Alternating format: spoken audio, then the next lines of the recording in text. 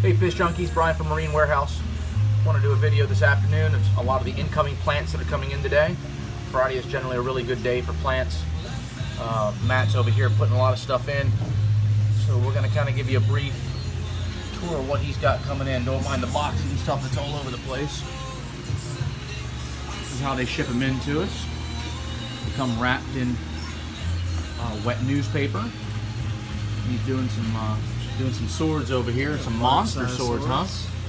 Yeah, this is what we'd call large size. And a mixed variety. They pick what looks good and send it our way. A whole bunch of different varieties in there. One of my favorites, Marble Queen, that nice variegated leaf.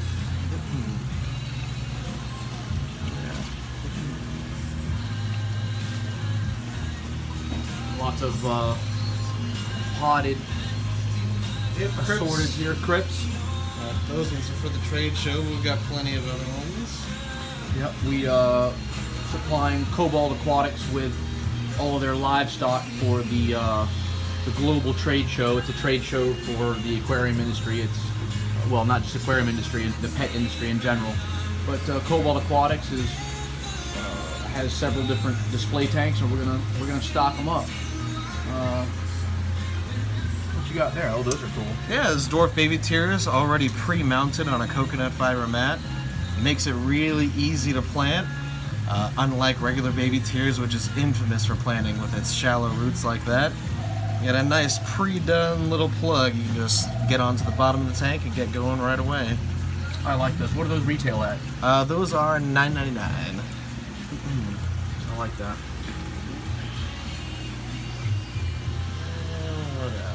What else you got you can show us? How about something that you already have it out, but let's talk about some of this red root floater. Yeah. Yeah, this was traded in from one of our customers, but I got some more coming in today too. It's a nice floating plant, a lot easier to control than duckweed. Duckweed just gets all over the place. These guys tend to come out in clumps, so if you ever want to get rid of it, very easy to control.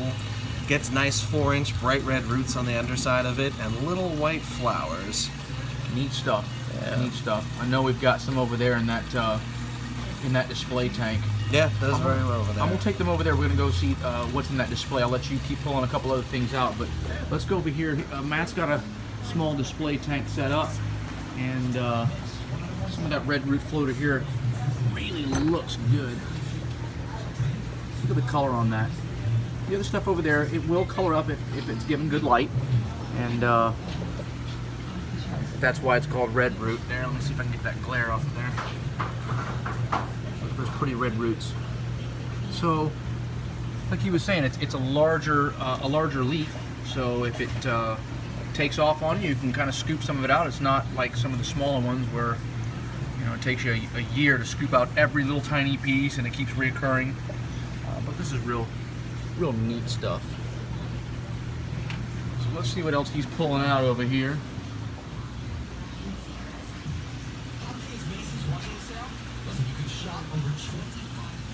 So what else we got that you can show us? Oh, let's see. This is my holy grail, the latest and greatest in plants, still pretty recently discovered. Bucephalandra, basically a very fancy anubias. Likes to grow on something, slow growing, easy to care for. But the Bucephalandra is neat because it's got some pretty interesting colors and a lot of different forms. This one is called pink green. Pink green. But I've got a whole bunch hanging out down up front there. There's over 170 different kinds, so a little something for everybody. I really like how the leaves are variegated, I guess you could say, or have some texture to them. That's really cool. Oh yeah, they'll come in a whole bunch of different shapes and sizes. Just to use another one as an example, much larger species there, the deeper green leaf. They have just like anubias, mounted on your driftwood or your stone. Just like anubias, one of the very few plants that'll flower underwater. Flower underwater. We get a nice, neat little kind of peace lily looking kind of flower to it. Okay. Yeah, nice and easy, just like anubias. And then what do we have here? A whole mess of Anubias non petite. The smallest species of Anubias, smallest variety, I guess, would be the more appropriate term.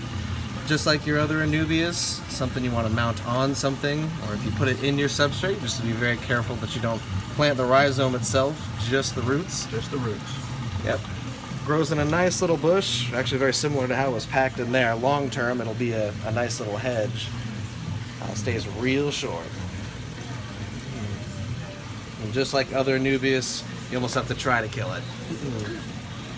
So you got some really nice anubias on driftwood right now. I know you normally keep quite a few of these in stock. Can we pull one out, Matt, and check it out? I like this guy here. Oh, they'll get our friend off there. Yep, these ones come already pre-mounted on driftwood. I kind of prefer these. You can buy them loose, but sometimes they just do better growing the way they're meant to be grown. They just take a piece of driftwood and drill a hole through it, get them in there, and it's already nice and established. I have very little problems with them when they come in like this. So they're not newly attached. These are something that's established on their own. Right. Yeah, they've grown it in there for quite a while, which also benefits the driftwood. It's not going to be leaching very many tannins anymore. It's been soaking for a while. And I know you keep quite a few in stock. There's a couple of the other ones that he has. Yep, 2 different sizes. These are the smaller ones at 15. We have larger ones at 30. Okay.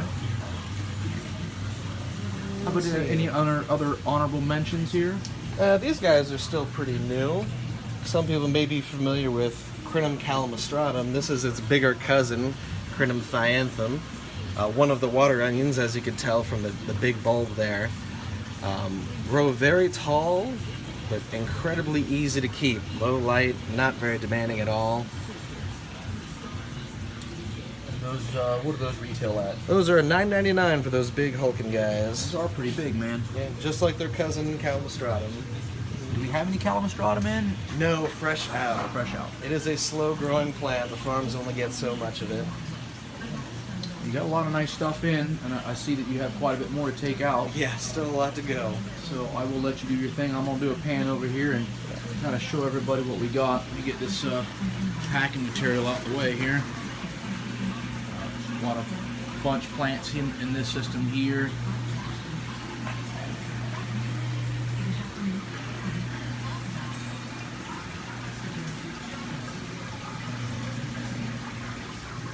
Got a lot of, look at the size of these crypts in here. These things are huge. Monster cryptocoms. He's got a lot of his swords here on the top where he's trying to get them planted, having time to get them planted. We've just been so busy. This shipment came in this afternoon and he's had his hands full. Well guys, thanks for watching. Have a great weekend.